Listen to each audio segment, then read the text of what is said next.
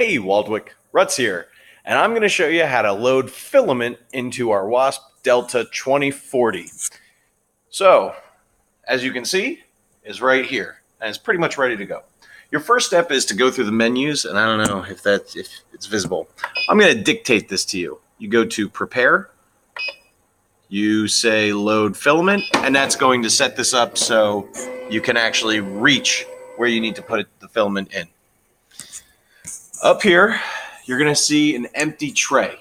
Now, in this empty tray, right here, I got a little piece of filament.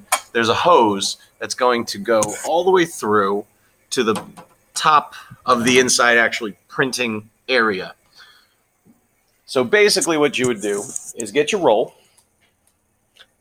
plop it in, a little more delicately, feed the filament through, and then the next step's a little trickier to show you because it may actually be stuck. Let's get that out of here. So you're going to see this wheel. As you're printing, you're going to notice this wheel spinning. And you can actually spin it manually to either take filament out or put it in. So let's see. Here we go. I got the filament out. So I'm going to feed that. Let's make sure you can see here.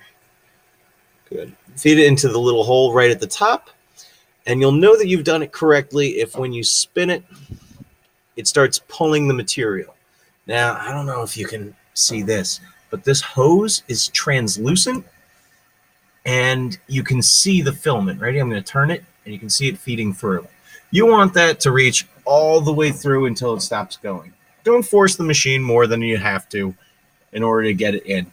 As long as it goes past this mechanism up here, then it's going to be able to feed it into the extruder. Once you're done, you tell the machine to go home. It goes back up, and you're ready to print. Happy making!